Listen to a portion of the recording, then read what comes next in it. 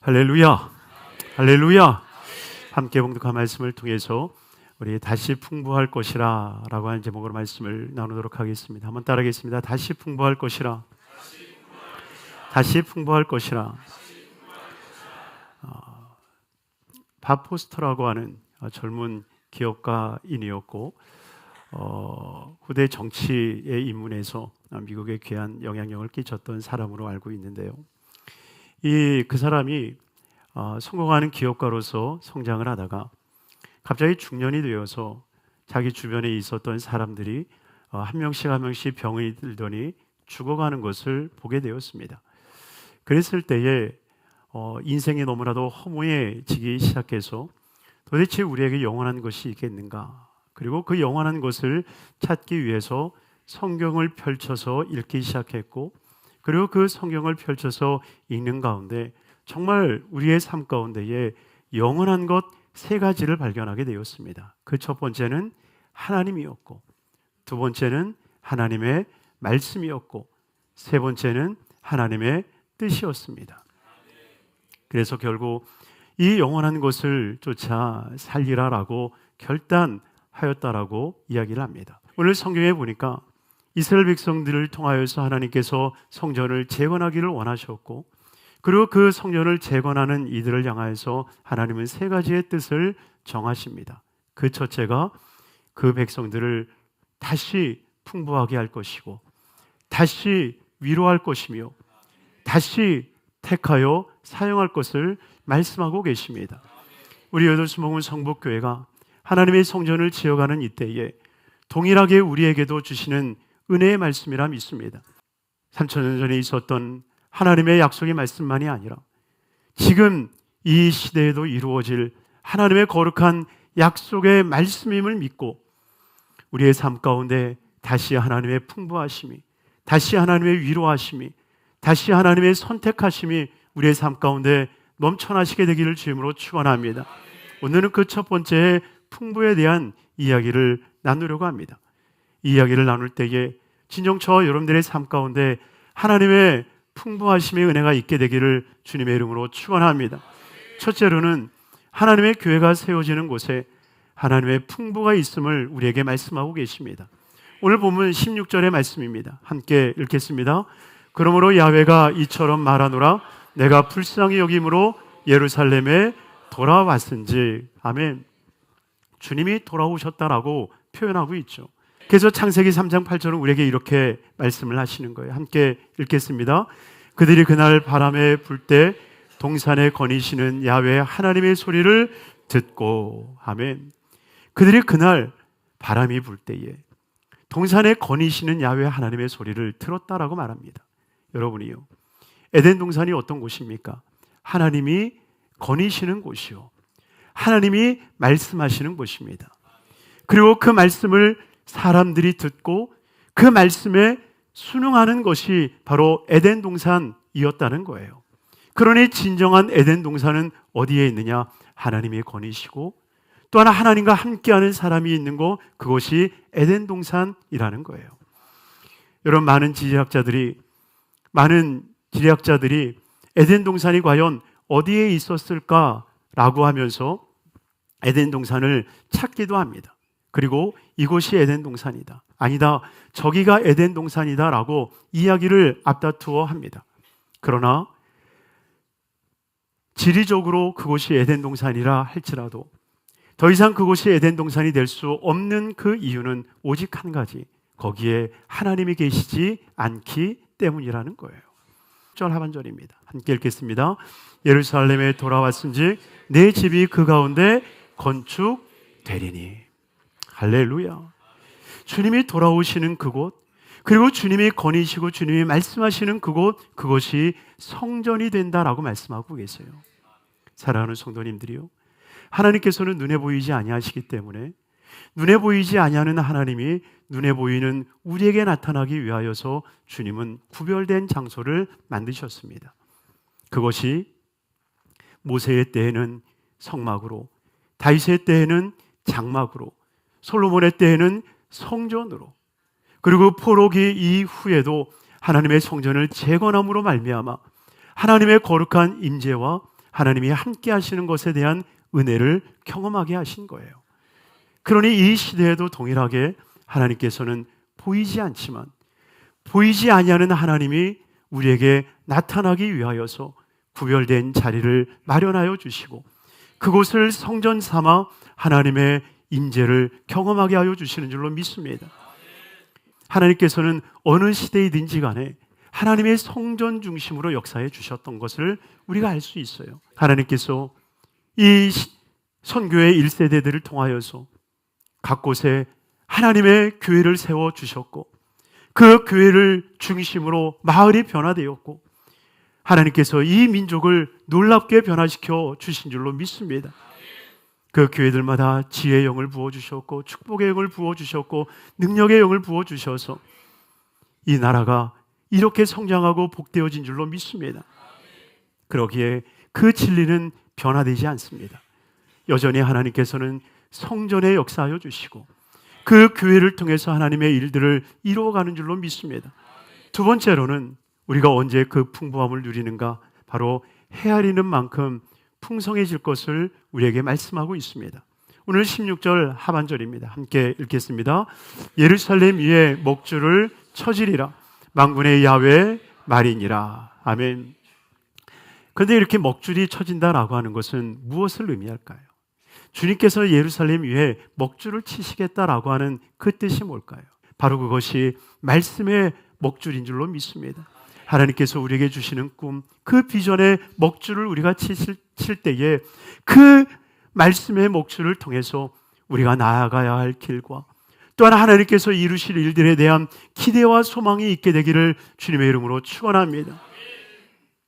누가복음 6장 38절 말씀에 같이 한번 읽겠습니다. 주라 그래하면 너희에게 줄 것이니 곧 후이되어 누르고 흔들어 넘치도록 하여 너희에게 안겨 주리라. 너희가 헤아리는 그 헤아림으로 너희도 헤아림을 도로 받을 것이니라. 아멘.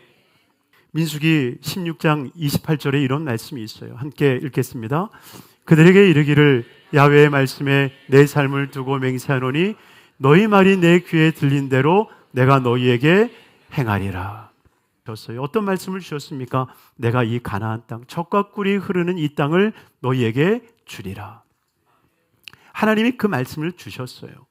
그러면 그 말씀에 대한 반응이 우리에게 나오지 않겠습니까? 아멘. 주님 내게 주실 줄 믿습니다 하는 반응이 있을 것이고, 에이 내가 어떻게 그 땅을 차지해? 우리는 절대 그 땅을 차지할 수 없어라고 하는 반응이 있지 않겠습니까?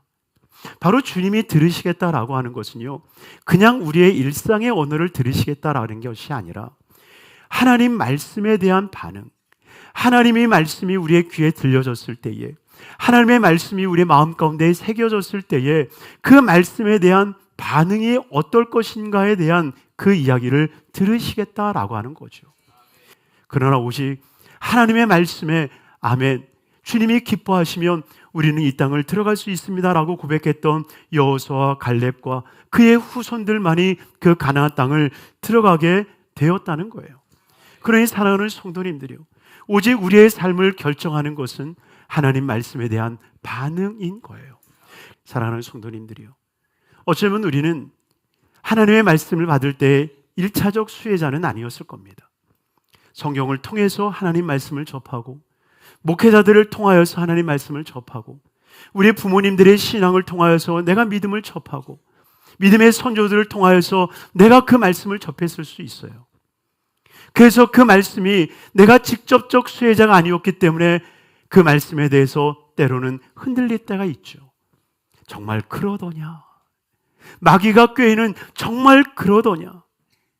정말 시대가 변했는데, 문화가 변했는데, 세대가 변했는데 정말 그러더냐라고 하는 그 말에 우리는 흔들리게 되는 거죠.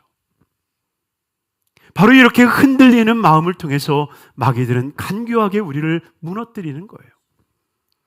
그러니 사랑하는 성도님들이요, 어찌하든지 간에 하나님 말씀에 굳게 서게 되기를 주님으로 축원합니다. 오직 하나님의 말씀만이, 정말 그 말씀의 먹줄만이 우리의 삶의 방향성을 정하여 주시고 우리의 삶을 붙잡아 가시는 거예요. 그러니 진정 하나님의 말씀으로 인하여서 굳건히 서고 그 말씀을 성취하여 하나님의 풍성함에 거하시기를 주님의 이름으로 축원합니다. 마지막 세 번째로 주의 성읍이 풍성함을 얻을 것을 주님이 말씀하고 있습니다. 오늘 17절 하반절의 말씀인데요, 함께 읽겠습니다.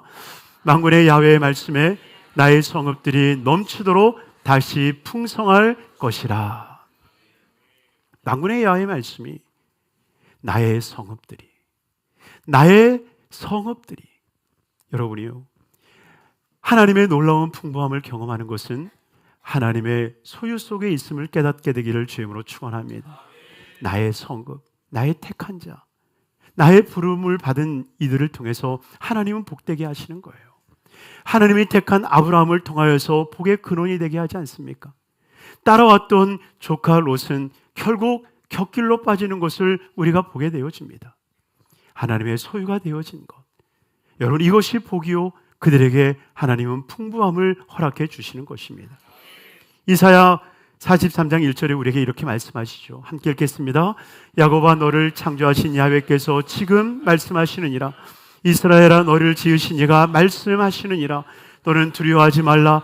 내가 너를 구속하였고 내가 너를 지명하여 불렀나니 너는 내 것이라. 따라하겠습니다. 너는 내 것이라. 너는 내 것이라. 우리 고백할까요? 나는 하나님의 것입니다.